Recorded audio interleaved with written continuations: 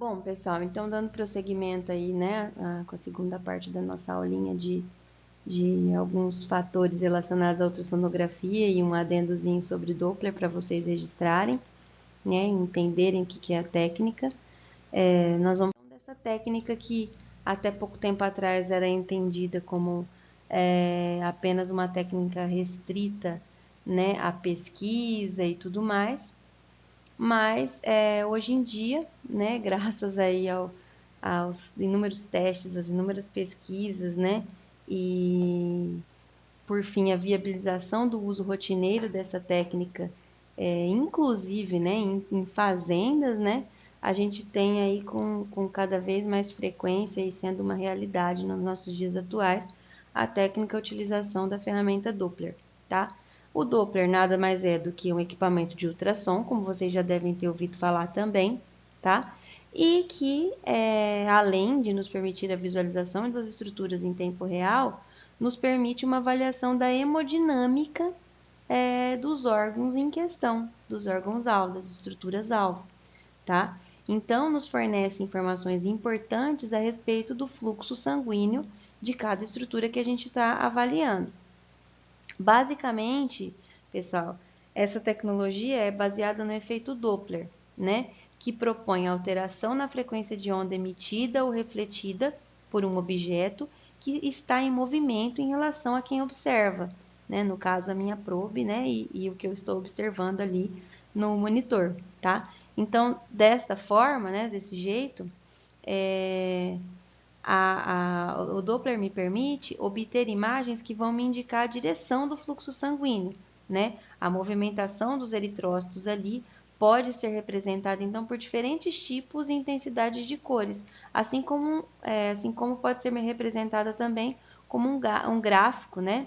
Em forma de espectro, que traduz velocidade, tá? Então, resumindo, traz para a gente, né, informações importantes sobre o fluxo sanguíneo, tá? Que a gente já mencionou, e é baseado, então, aí, né, na obtenção de um efeito que a gente chama de efeito Doppler, né? Que foi ali viabilizado por Günther e Uth, né, lá em 2004.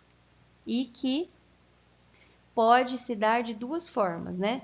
Possibilitando a caracterização tanto da velocidade quanto do fluxo, tá? Em tipos diferentes de intensidades de cor, tá?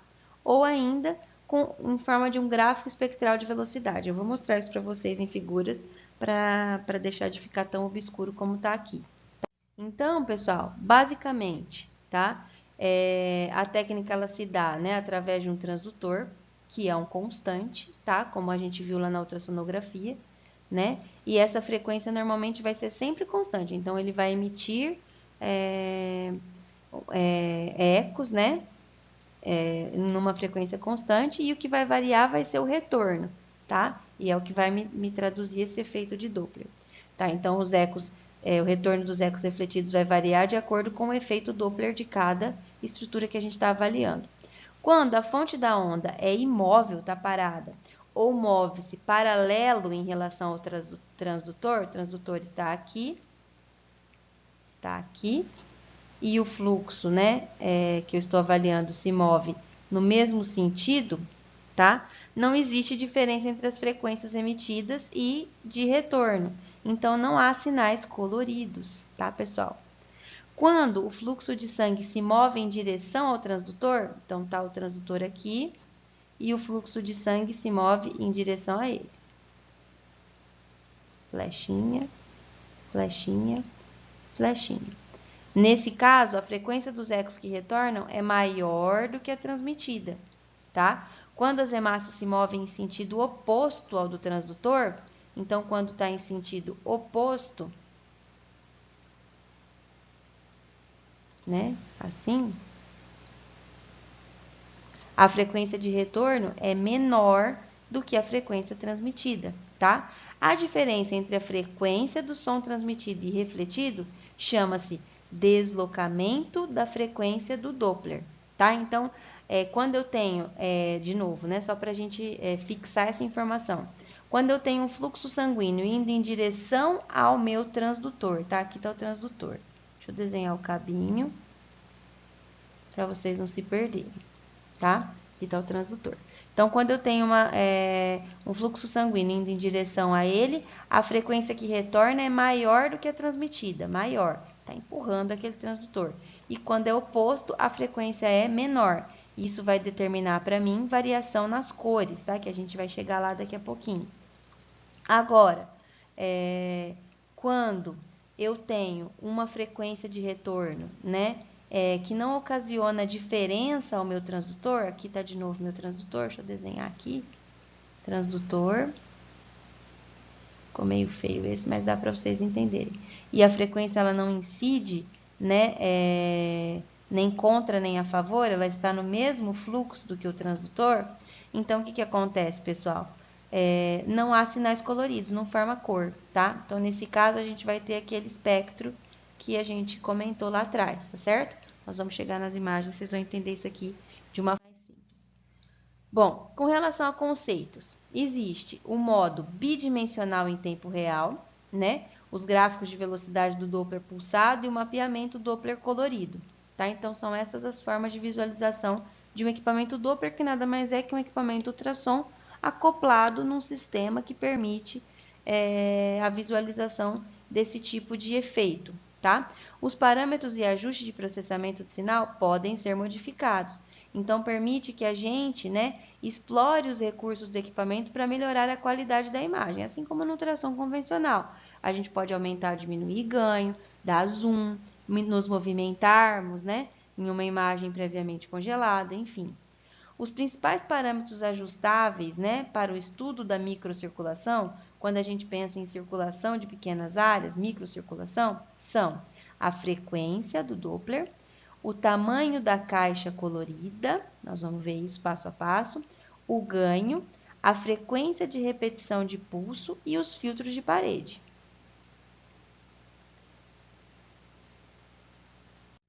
Bom, com relação à frequência Doppler, pessoal, quando a frequência Doppler, né, for menor, né, uma frequência mais baixa, ela vai permitir para a gente uma maior penetração, só que a imagem ela vai ter mais pixels, tá? Ou seja, vai ser melhor visualizado, uma imagem com melhor qualidade, tá?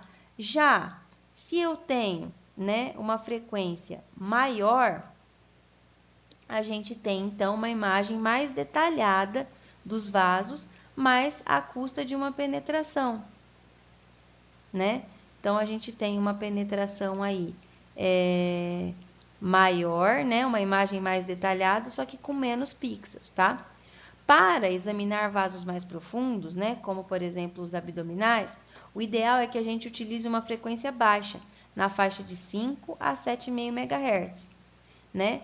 Frequências muito baixas, contudo, nos impõem algumas limitações quando a gente quer avaliar aqueles vasos pequenininhos, né, de microcirculação. Então, para avaliação de vasos superficiais, como no caso de estudo de lesões em tendões, por exemplo, a gente pode usar frequências maiores, entre 10 e 18 MHz. Se a gente estiver falando de microcirculação, como por exemplo circulação ovariana, que a gente vai ver imagens, essa frequência pode ser aumentada em até 50 MHz se for necessário e o transdutor, obviamente, nos permitir essa frequência, né? Apesar de ter, então, algumas indicações, a frequência ideal deve ser encontrada na prática, tá, pessoal? E não na teoria. Então, à medida que a gente está operando o equipamento de Doppler e de acordo com o tipo de avaliação que a gente faz na nossa rotina, a gente ajusta, né?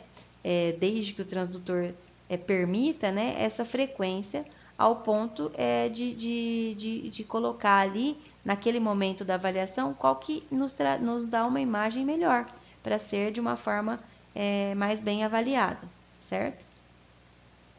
Bom, e aí, pessoal, um outro item, né, de importância é com relação ao tamanho da caixa colorida. E o que é caixa colorida, gente? Vou pegar uma caneta aqui para desenhar para vocês.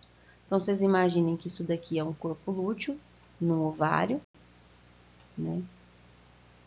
Vou fazer o ovário aqui. com os foliquinhos, etc. Aí aqui eu tenho o corpo lúteo, tá? Nesse corpo lúteo, eu tenho vários vasos, tá? Alguns coraram no Doppler vermelho e outros azuis. Beleza.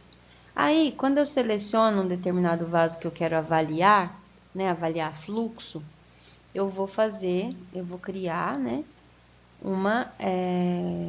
vou selecionar qual vaso que eu quero avaliar, né, e isso a gente chama de caixa colorida, né, eu vou pegar uma parte que eu quero avaliar, e aí quanto menor essa parte, né, quanto menor possível e mais restrita, né, eu consigo melhorar a taxa de quadros, né, que determina a resolução espacial também, minimiza o erro de processamento provocados pela pulsação transmitida pelas estruturas ao redor do vaso, ou até mesmo por movimentos, né, do paciente em avaliação.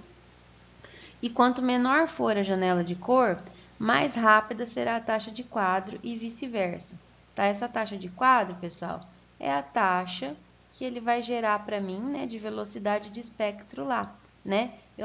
É ideal que ela não atrase, né, que ela seja em tempo real, para eu conseguir avaliar exatamente o tempo de pulsação desse vaso em questão, tá? Que eu estou avaliando. Bom, um outro ponto, né, que a gente pode ajustar é com relação aí ao ganho do equipamento, tá? Então, isso daqui, essa imagem é para ilustrar o que a gente vai falar aqui, tá? O ganho, pessoal, independente do ganho da escala de cinza e o ajuste, determina a sensibilidade do sistema ao fluxo, tá? A velocidade das hemácias, né, que estão se movendo aqui. Se eu reduzir o ganho, reduzindo o ganho, vão ser impedidos diversos ruídos e artefatos na minha imagem, né? Ruídos de movimento, de velocidade, né? Às vezes ele vai e aí, se eu fizer muito grande o ganho, vai ter um monte de ruído nesse movimento de ir, né? Do fluxo, né?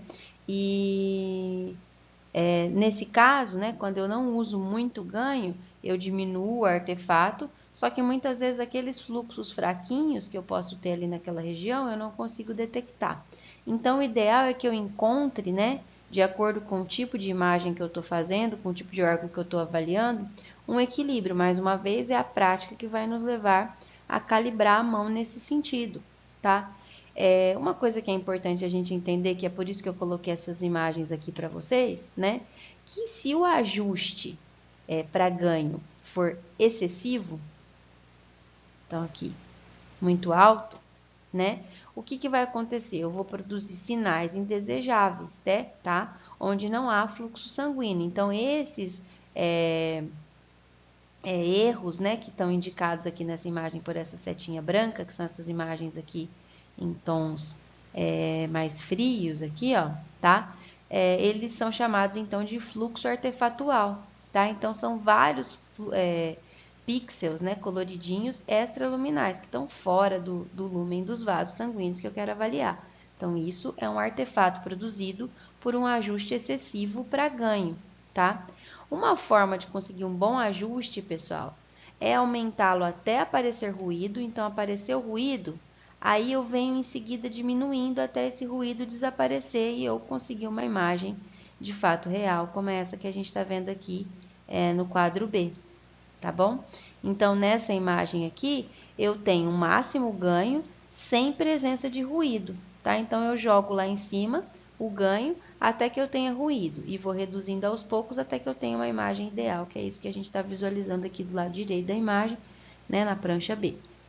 Bom, com relação agora ao ângulo, a angulação, ao ângulo Doppler.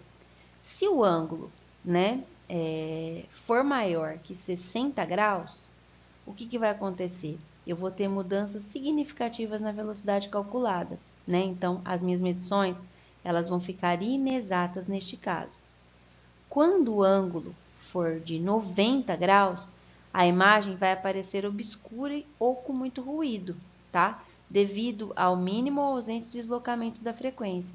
Nesse caso, o vaso ele tem que ser examinado numa posição diferente para eu conseguir um ângulo mais agudozinho, tá? Menor que 60 graus.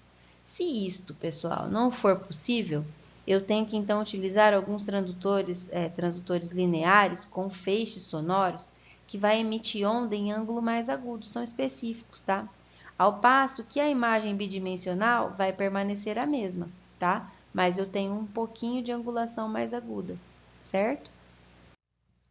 Bom, e aí a gente tem esse outro ponto, né, que é a frequência de repetição de pulso, tá?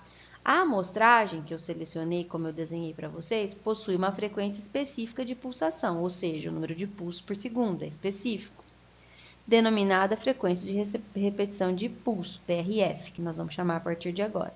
E isso determina a frequência máxima que vai ser detectada pelo equipamento, tá? Padrão. Cada estrutura tem seu padrão e isso vai determinar o que o equipamento vai conseguir detectar.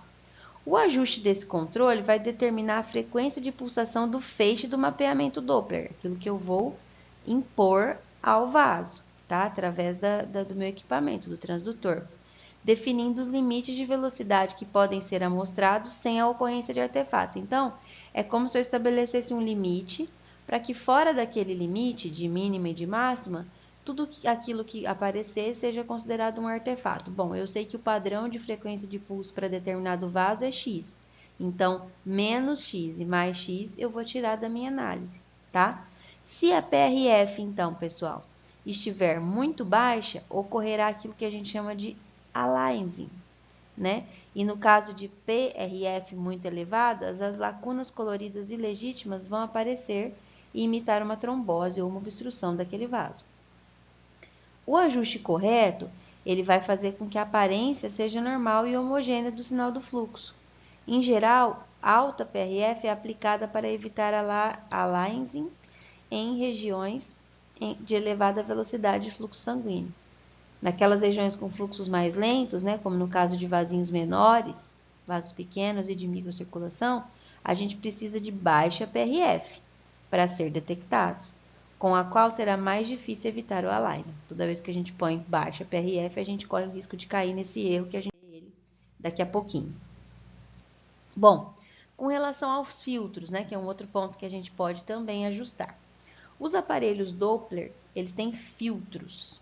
Esses filtros vão eliminar os sinais de baixa frequência, que são aqueles que são provenientes dos movimentos dos vasos e das partes moles. Às vezes movimenta e não quer dizer que é o fluxo, é o movimento do vaso, tá? Então, esses filtros, eles evitam que o Doppler conte isso como fluxo, tá? Então, muitas vezes a respiração causa essa movimentação ou a movimentação do próprio paciente, né? E aí, para que eles não sejam audíveis, e nem visíveis, a gente usa os filtros.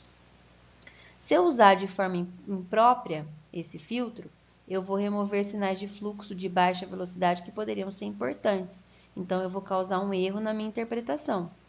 Os filtros devem ser mantidos na sua posição mais baixa, para o uso em microcirculação. Sempre quando eu for trabalhar com microcirculação, eu uso um filtro na sua posição mais baixa, tá, pessoal?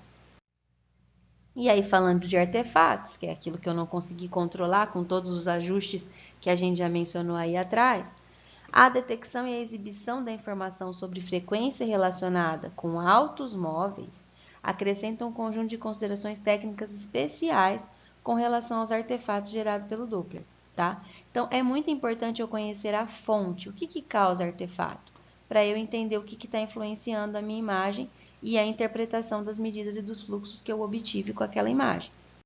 Então, primeiro ruído, artefato, seria o ruído aleatório, né? Como que ocorre? Quando o ganho é demasiado elevado. Quando eu coloco muito ganho, a gente já viu isso lá atrás. Então, eu vou ter um ruído aleatório detectável no circuito de Doppler. Na imagem, eu vou ver focos de cor aparecendo aleatoriamente, fora de vasos. E é facilmente identificado como um artefato, porque os focos de cor não reaparecem na mesma localização. Então, sempre quando eu mexer o meu transdutor, eu vou ver que não vai reaparecer na mesma localização aquele fluxo, tá? Assim como acontece com o fluxo verdadeiro. O ruído aleatório, ele é utilizado para ajustar o ganho, eu já expliquei isso para vocês, né? Sempre quando a gente iniciar uma análise, a gente joga o ganho lá em cima, vai aparecer ruído, vou diminuindo aos poucos até eu perceber que aquele fluxo que está sendo indicado é realmente o verdadeiro, não muda de lugar, não é transitório no órgão-alvo. tá? E aí, então, eu consigo um ajuste perfeito fazendo desta forma.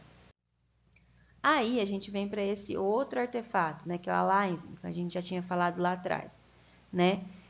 Normalmente ele surge quando o desvio máximo da frequência produzido pelo movimento alvo é maior que a metade da PRF. Então, olha lá, a frequência produzida pelo movimento alvo, que eu estou avaliando, é muito maior do que a metade da PRF, que a gente já falou lá atrás, ou seja, excede um limite de Nyquist, tá? Quando isso acontecer, vão ser exibidos desvios de frequência mais baixos do que os que existem de fato, pessoal. Então, dá um erro na informação, né? A gente acaba vendo ali fluxos baixos quando na verdade não são baixos, né?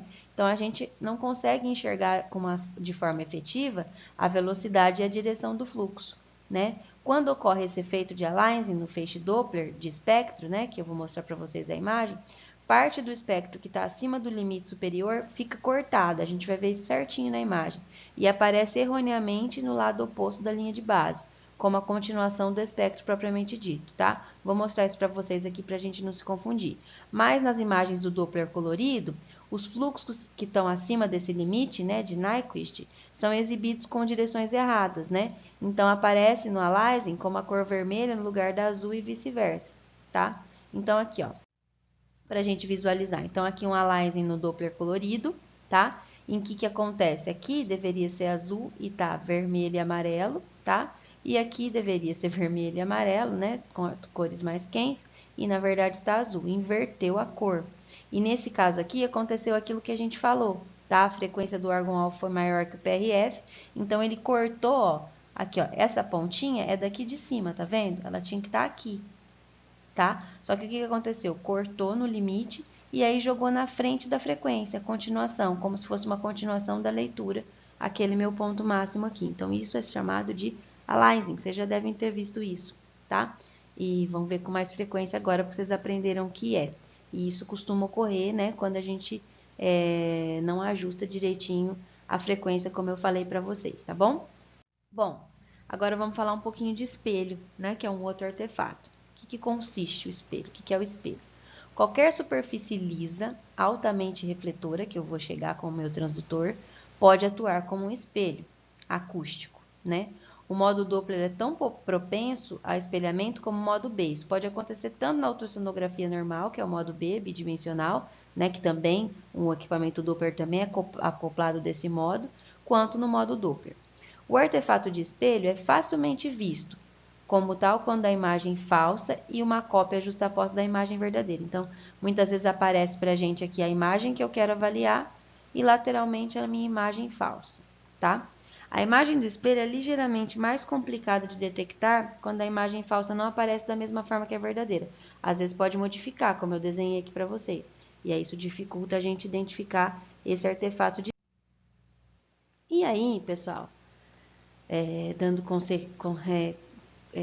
sequência aqui, né, as nossas informações da aula de hoje, agora a gente vai falar um pouquinho sobre a interpretação da imagem de um Doppler, né? Fazendo a ressalva aí de todos esses erros que podem acontecer e dos artefatos, né? A gente vai então olhar para aquela imagem e interpretar. Então, como eu falei para vocês, né? Feita, né, através da imagem Doppler, uma avaliação com relação à direção e velocidade do movimento das células sanguíneas, tá? Normalmente esse sinal é recebido decodificado em cor, né? O Doppler, então, colorido, propicia dados sobre a arquitetura vascular do órgão. Então, eu consigo ver toda a arquitetura vascular do órgão que eu estou avaliando. E consigo fazer um mapeamento vascular da região de estudo, né? Segundo esses autores, lá em 98. A velocidade e o movimento, ela se dá para mim em cores. E a direção, ou o contrário, a probe, vai aparecer para mim naquele gráfico de velocidade que eu mostrei para vocês. Nuances das cores indicam a velocidade relativa das células, tá? Por convenção, o fluxo em direção ao transdutor é vermelho, que foi o que eu mostrei para vocês lá atrás. E aquele que está em direção contrária é azul. Os fluxos de maior velocidade são demonstrados por tonalidades mais claras, né? Então, toda vez que eu tiver uma velocidade menor, eu vou ter tonalidade mais clara de cor, como amarelo e laranja. quando o fluxo estiver em direção ao transdutor. E quando ele estiver contrário ao transdutor, eu vou ter tonalidades de azul claro ou verde, né? Então, tá contra o transdutor, só que em velocidade menor, cores, azul claro e verde. Está em direção ao transdutor em velocidade menor, amarelo e laranja. Velocidade alta em direção ao transdutor, vermelho. Velocidade alta em direção contrária ao transdutor, azul. Gravem sempre essas informações. Quando vocês forem trabalhar com Doppler, vocês têm que ter isso pronto na cabeça, tá bom? Bom, e aí uma vantagem da técnica de Doppler, pessoal, no modo colorido, né, é que ele nos fornece informações sobre o movimento em uma grande parte da imagem, né, através das cores, né, e com a localização ali das regiões de vascularização dentro do órgão. Né? Então, esta técnica nos permite avaliar a presença, a direção e a quantidade do fluxo sanguíneo mais rapidamente do que qualquer outra técnica não invasiva, pessoal. Né? Até mesmo naqueles vasinhos pequenos, a microcirculação. E isso, essa vantagem, né, que está aqui demonstrada pelas setinhas vermelhas, não aparece no modo bidimensional, né? Esse modo aqui é o modo B, Mode B. Também é possível a diferenciação entre fluxos rápidos e lentos sem a determinação de valores absolutos, que foi o que eu falei para vocês. Às vezes eu não quero saber o valor, eu só quero saber se a velocidade está aumentada e diminuída nessa região. Tá? E isso é possível, certo? Aí aqui, né, um pouquinho mais sobre interpretação de imagem. Existem algumas limitações, né, com relação à avaliação de fluxo pelo Doppler, né? Uma delas é a dependência do ângulo que a gente já falou, tá?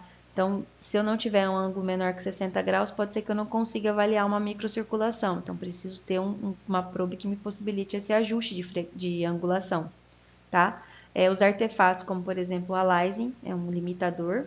A incapacidade de exibir todo o espectro Doppler na imagem, isso é um problema, tá? E os artefatos que podem ser causados pelo ruído, e a gente já viu lá atrás. Então, a gente tem que estar muito bem treinado para trabalhar com isso, né?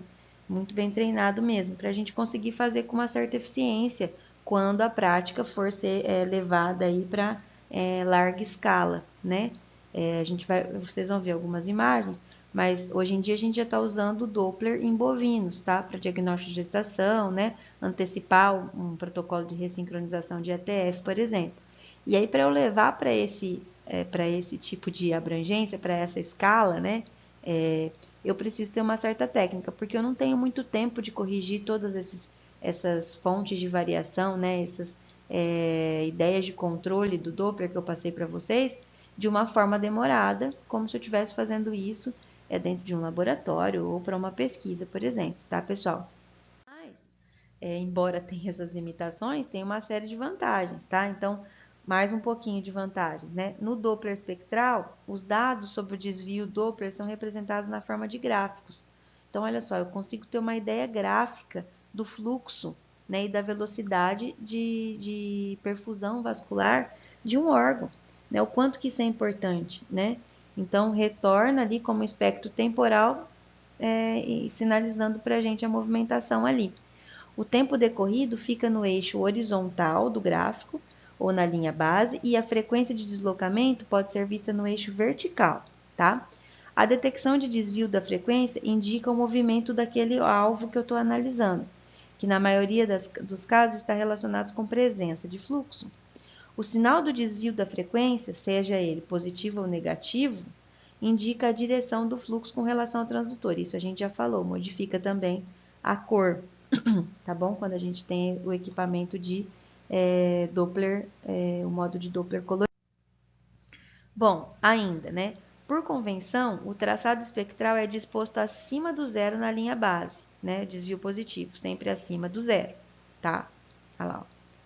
Quando a frequência do eco retomada é maior do que a frequência transmitida. Transmitir a frequência com a probe e a frequência que vai retornar é maior, está acima do zero. Aqui nesse pontinho é zero, a linha está acima do zero de retorno. Um traçado disposto abaixo da linha de base, ou seja, um desvio negativo, indica que o fluxo está direcionado no sentido contrário do transdutor e a frequência retornada é menor. Então, aqui, ó, só para vocês entenderem. Deixa eu traçar aqui o que seria essa linha zero. Aqui, ó. Essa é a linha zero, tá? Não vou seguir porque senão eu vou entortar. Então, por exemplo, quando eu tenho um sinal negativo, tá aqui, ó, abaixo da linha zero. Quando eu tenho um sinal positivo, está aqui, ó, acima da linha zero, tá? Então, isso é a horta representada para vocês aqui numa avaliação por Doppler. E aí, pessoal, então aqui de novo, né? Aqui eu tenho a linha, aqui eu tenho abaixo de zero, sinal negativo, acima de zero, sinal positivo. E aqui a veia caudal, nessa avaliação. Vamos olhar mais de perto. Durante o exame de Doppler pulsado, a frequência do deslocamento Doppler não é disposta somente graficamente, pois também são audíveis. Então, quando a gente está passando o ultrassom, né, no modo Doppler, a gente ouve a pulsação. Tup, tup, tup, tup, tup, e a gente consegue salvar isso. Então, a gente pode também avaliar o efeito sonoro que é obtido através desse equipamento. Para vocês verem quanto é incrível, né? Logo a gente vai conseguir fazer alguma aula prática. Quero ver se eu agendo uma visita para a gente em algum lugar que tenha o Doppler, para vocês terem ideia de como funciona, para aqueles que ainda não conhecem, né? As artérias têm som parecido com o assovio, né? Então, as artérias vão assoviar, enquanto as veias possuem som parecido com o vento, continuamente, certo, pessoal? Graficamente, as artérias apresentam um traçado onde o fluxo sistólico se observa em forma de picos. Sistólico, picos. E o diastólico como um declive próximo da linha da base. E aqui o diastólico como um declive próximo da linha da base. Certo? Como vocês estão vendo aqui nessa figura A. Bom, dependendo da resistividade do fluxo, né? Seja alta, intermediária ou baixa, o mapeamento espectral apresenta diferentes padrões, tá? Então, o padrão do fluxo venoso, né, que está aqui na imagem B, geralmente é laminar, olha lá. É uma lâmina, tá vendo? Deixa eu pegar um laser aqui. Ó, laminar, baixinho, não tem pico, tá vendo? As condições de pressão intratorácica e intraabdominal durante a inspiração e expiração influenciam a velocidade do fluxo sanguíneo nas veias. Então, promove alterações, né? A gente tem ali valores negativos e valores positivos, tá? A maioria das veias tem baixo grau de elasticidade e periodicidade, tá? Então, lá, às vezes vai variar, né, em função da respiração, mas é lá, normalmente, em apresentação laminar, né, o padrão do fluxo venoso. Bom, ainda, né? Olhando para a imagem que foi gerada, como vocês viram nas imagens anteriores, né? A gente vai ter, né? Vai obter através do equipamento a velocidade do pico sistólico, né? Velocidade diastólica final, a gente pode calcular o fluxo médio, o próprio equipamento já dá isso para a gente, tá? E existem outros índices paralelos, né? Tais como proporção sistólica diastólica, índice de resistividade, de pulsabilidade, né, que me fala sobre a resistência arterial do fluxo sanguíneo, podem me indicar alterações que resultam em várias enfermidades. Então, esse tipo de função aqui é muito utilizado para diagnóstico de tumores, de neoplasia, né? A gente vai ver um pouquinho disso. Então, foram dos grandes estudos que iniciaram aí com a utilização de Doppler, né? O Doppler consegue captar a movimentação e a alteração da permeabilidade capilar, da movimentação do fluxo sanguíneo em órgãos que muitas vezes nem chegaram a ser acometidos, né, totalmente. Eles têm pontos ali de início de células cancerígenas e acabaram sendo diagnosticados, por isso é tão importante, tá? Por ele conseguir acessar a microcirculação, né, ele consegue esse tipo de diagnóstico. Com relação, então, à microcirculação, os índices mais utilizados nas misuras de pequenos vasos são o índice de resistividade e o índice de pulsabilidade, tá? O IR, né, resistividade, foi descrito por Purcelló em 74, então ele está relacionado com o resultado da subtração entre as velocidades de pico sistólico e diastólico final sobre a velocidade de pico sistólico. Então, essa é a fórmula para calcular o IR. E o IP foi descrito por Grosny e King em 75, no ano seguinte, relaciona o resultado da subtração entre as velocidades de pico sistólico e diastólico final sobre a velocidade média e não a de pico sistólico, tá? Então, esses são os principais índices aí que a gente trabalha para avaliar a microcirculação. Bom, e aí de uma forma um pouco mais prática, pessoal, quais são as aplicações, né, do Doppler, né? estudo de pequenos vasos e microcirculação. Então, assim, o avanço do Doppler na medicina humana já vem há alguns anos, tá? Então, é muito utilizado, né? A maioria dos equipamentos de clínicas de radiologia, a maioria não, todos eles, né, são equipados com Doppler para fazer qualquer tipo de avaliação, né? Muito importante para diagnosticar doenças fetais, né? Então, assim, esse avanço foi primordial, né, para a medicina humana também, hoje para a medicina veterinária, né? Uma das grandes áreas da ultrassonografia Doppler para microcirculação é o estudo de tumores, como eu falei para vocês, né? Porque ele permite o estudo do fluxo sanguíneo, né? E ele pode ajudar, então, a diagnosticar e o futuro e direcionar tratamentos mais específicos para órgãos que estão tomados aí por células cancerígenas, tá? Então, também é usada para estudar padrões de vascularização e a neoangiogênese, né? Para identificar e classificar a malignidade de alguns tumores e estudar, inclusive, fatores preditores de metástase, tá, pessoal? Então, alguns autores, né, vêm fazendo estudos diversos aí, e um deles foi comparado à eficácia diagnóstica de obtenção de biópsias por função guiada pelo Doppler, né, de amplitude. E aí, o que eles observaram, né, para câncer de próstata nesse caso? Eles concluíram que as biópsias que foram guiadas por Doppler, né, aumentaram aí a probabilidade de detectar o câncer de próstata, aumentando então a sensibilidade e a especificidade do exame, tá? Porque fez uma coleta muito mais fidedigna da amostra ali, né, em questão. Bom, aqui, só para vocês, uma ilustração, tá? Foi um estudo com camundongos, né, em que foi observado ali o tumor de Ehrlich, que foi um tumor que foi induzido nesse indivíduo, tá? Então, é uma região subescapular, né? Aí aqui, né, a gente tem o traçado espectral com o fluxo sanguíneo da região de análise, né? Então, aqui o traçado em que foi realizada a análise, né? Aí aqui, bem embaixo do meu laser, eu vou tirar, vocês vão ver a caixa colorida que eu falei para vocês, né? Que ele delimitou que seria feita a análise ali naquela região, né? Então, a alteração foi diagnosticada, né? Aumento da perfusão sanguínea, né? As medições aqui, e foi diagnosticada então a alteração, a presença do tumor nesta região, tá? Só para vocês entenderem, né, que eu não mencionei na imagem anterior, mas um equipamento de Doppler que consegue nos dar tanto a função de Doppler colorido paralelo ao espectro, a gente chama de um trifuncional, né? Ele tem o poder de nos dar essas três informações, tanto bidimensional, né, quanto colorido, quanto espectral, tá? Então, para avaliação, então, de sistema reprodutor feminino, né, bem como a ultrassonografia, é extremamente utilizado, tanto na medicina humana quanto na veterinária, né? Na medicina humana tem sido muito utilizado em casos de abortos, né, para avaliação de retenção de anexos gravídicos que causavam infecções gravíssimas, hemorragias e muitas vezes até a perda, né, do útero em mulheres. Estudos ovarianos em medicina veterinária, muito comum, tá? E na medicina humana também. E para o diagnóstico de gestação na medicina veterinária, como eu mencionei para vocês, tem sido aí o grande gargalo do uso do Doppler.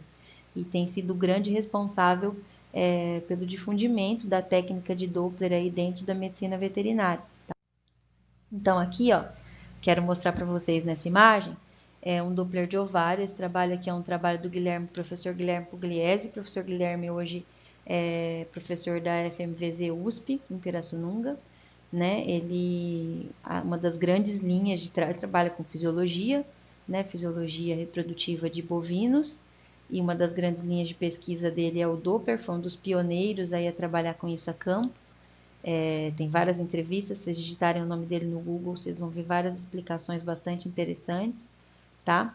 E isso aqui é um gráfico que ele apresentou em um dos trabalhos que ele publicou no ano de 2017, em que ele classificou por score a perfusão sanguínea ovariana, tá? Então aqui, score 0, né? A gente nota ali, ó, perfusão, fluxo de veia, né? Fluxo venoso, fluxo arterial em vermelho, aqui fluxo arterial e venoso e as variações de velocidade, né, do arterial e venoso, como vocês estão vendo. Aqui lá no score 2, né, aumenta um pouquinho mais esse fluxo, score 3 um pouco mais, score 4 um ovário ali totalmente vascularizado, né, com vascularização bastante alta. E fazendo vários estudos conseguintes, né, que o professor Guilherme observou com a equipe dele, né, que a partir desse tipo de score, né, vacas que se enquadram nesse painel 2, painel 3 e painel 4 de score de perfusão sanguínea nos ovários, podem ser consideradas, né, vacas prenhes, vacas gestantes. Então, esse foi o método que o professor Guilherme desenvolveu, né, e hoje apresenta aí como uma alternativa, uma ferramenta para o diagnóstico de gestação para a gente, né, que é o uso do Doppler para fazer diagnóstico de prenhez. E normalmente esse diagnóstico a gente consegue fazer muito antes do diagnóstico por vias convencionais, né, por ultrassonografia de útero, tá? Então aqui a gente consegue já dizer, né, com segurança que esses animais aqui que apresentam fluxo sanguíneo 2, perfusão sanguínea ovariana 2, 3 e 4 estão potencialmente gestantes. Pode acontecer, pessoal, de no meio do caminho, né, a gente perder esse corpo lúteo, né, haver uma reabsorção embrionária, uma perda da gestação. Mas a gente consegue pelo menos fazer uma triagem bem mais cedo, né, 14 dias, 13 dias, e possibilitar então que esse animal seja incluído num protocolo de sincronização, reinseminado, né, mais cedo, né? Então a gente aí diminui o tempo para emprenhar os animais, o que significa maior produtividade nos sistemas, né? Maior rentabilidade. Eu acho que acho não, né? Talvez não tenha falado isso com vocês nas aulas de fisiologia, mas devo falar nas aulas de ATF, né? Que são as aulas dessa semana, para quem faz reprodução comigo, né? Uma vaca, ela tem em torno aí de 9 meses de gestação, e o ideal é que, independente do sistema, ela me dê um bezerro por ano, né? Então, vocês imaginem que ela tem 9 meses gestante, depois que ela para, ela tem 3 meses para restabelecer a atividade ovariana, né? Terminar o processo de involução uterina, se recuperar aí daquela gestação que terminou e emprenhar, né? Então, é bem pouco tempo que ela tem aí para se restabelecer. Então, quanto antes a gente conseguir servi-la, né, e possibilitar que isso aconteça, melhor, né? Mais eficiente nós vamos ser em torná-la prenhe para o próximo ano.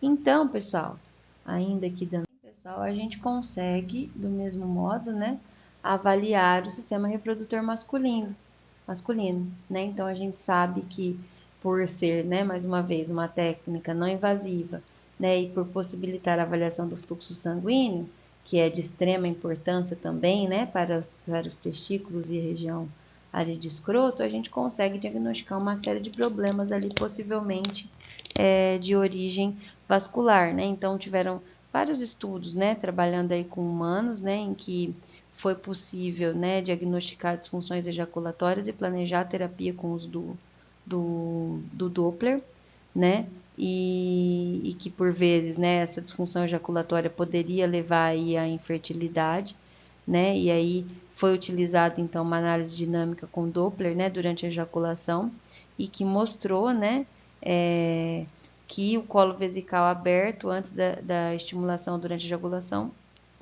ocorreria aí a contração da próstata, mas o colo vesical não foi completamente fechado antes do fim da ejaculação, né? Então o fluido seminal desviado para a vesícula seminal e não ejetado para o orifício uretral externo classificou o paciente ali como tendo uma ejaculação retrógrada, né? Então foi possível diagnosticar tudo isso através do Doppler.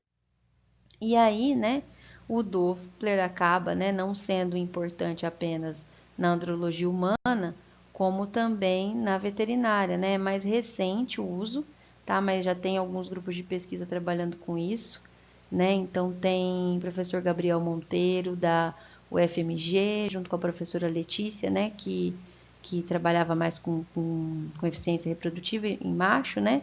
Mas o professor Gabriel trabalha bastante, professor Dr. Jair também, que tive a oportunidade de conhecer em Botucatu durante a pós-graduação, também iniciou seus trabalhos com Doppler, sei que tem alguma coisinha escrita dele com macho, posso disponibilizar para quem tiver interesse em estudar um pouco mais, né? Uma das primeiras aplicações, então, foi na diferenciação entre epidídimo, morquite e torção testicular, nos casos de escroto agudo, né? Então, totalmente relacionado aí com perfusão vascular, né? Então, por isso o Doppler daria subsídio para a gente diagnosticar. O primeiro caso, né, está relacionado ao aumento do fluxo sanguíneo devido à hiperemia e à inflamação, epidídimo, morquite. e já o segundo caso estaria relacionado à redução do fluxo sanguíneo, podendo até mesmo não ser identificado nenhum sinal de fluxo no Doppler colorido. Então, esses autores lá em 2014, né, estudaram a possibilidade de aplicar estudo ultrassonográfico em modo Doppler dos testículos para também garanhões com problemas reprodutivos, né? E aí ele levou a utilização do Doppler, né, considerando que distúrbios vasculares, assim como acontece em humanos, podem acontecer em garanhões, tá? Então, por isso a ultrassonografia triplex, né, que eu falei para vocês, né? Que soma lá modo B, Doppler e o espectro, né, de velocidade e fluxo. Representa uma melhora no diagnóstico de desordens testiculares, né, permite com mais segurança a gente fechar o diagnóstico. E aí lá em 2015 esses autores realizaram um estudo de fertilidade em cães também e incluíram o Doppler como um exame ultrassonográfico, um exame de imagem de escolha, né, para analisar o fluxo sanguíneo testicular e foram observando, então, diferenças subjetivas na ecogenicidade testicular em alguns cães inférteis, né? Então, isso possibilitou, inclusive, relacionar aí perfusão sanguínea com infertilidade, tá? Foram visualizados vários achados, né? Os índices de resistência e pulsatilidade não diferiram entre cães inférteis e férteis, né? Mas esses resultados relataram diferenças importantes entre aqueles cães que eram inférteis e férteis. E isso pôde ser detectado sem que fosse preciso um exame invasivo, uma coleta, né, uma biópsia, uma avaliação mais invasiva aí nesses. Bom, então aqui para ilustrar, né, a gente tem com o uso de um modo triplex Doppler, né, o modo B associado ao Doppler e aqui o espectro, tá, de velocidade. A artéria, uma avaliação da artéria testicular, né, então aqui, ó, avaliando o testículo, então conseguiu acessar a artéria testicular, né? E aí selecionou-se uma área, a área colorida, tá? Para análise. E aí, aqui a análise de espectro de fluxo, como eu demonstrei para vocês. Aqui no B, né? De um modo transversal. Aqui, um movimento bem similar, com um pouco mais de artefato, né? Aqui. E aqui a avaliação dos testículos de um cão, tá? O mediastino, o parênquima testicular, aqui num corte transversal. E ainda, pessoal, como se já não bastasse as tamanhas funcionalidades, né, com tudo que a gente já falou desse Doppler, a gente ainda tem aí as vantagens da utilização do Doppler para diagnóstico de patologias do sistema locomotor, tá? Então, ele tem também sido utilizado, né, com bastante frequência aí, no estudo de lesões do sistema locomotor, né, para diagnóstico, né, e que iniciam aí com inflamação, porque a gente percebe o aumento do fluxo sanguíneo com o Doppler, né, e isso ajuda a dar sequência no tratamento. Então, um estudo com Doppler colorido para guiar a cirurgia de lesão de inserção de tendão de Aquiles foi utilizado lá em 2014 com sucesso, né, e na medicina veterinária, a ultrassonografia com Doppler também é usada para diagnóstico, prognóstico e segmento de lesões de locomotor, sobretudo, principalmente, né, como diz o Anderson, que a rotina é 90%, né, equinos. Então, na medicina esportiva equina, pessoal. Bom, o que eu tinha para falar com vocês na aula dessa semana, né, adicional aí de método de diagnóstico por imagem, para poder correr atrás do tempo que a gente ficou sem conteúdo, era isso. Eu espero que vocês aproveitem bastante. Eu vou deixar 4 perguntinhas, uma é teste, bem simples, realmente, para ver se vocês fixaram o conteúdo, né? E para eu conseguir também gerar uma nota para vocês desse bimestre. Façam com carinho, com cuidado. Quem faz, automaticamente já gera o ponto. Então, só de fazer, vocês já estão contribuindo aí para a nota de vocês. Façam um bom trabalho e até a próxima.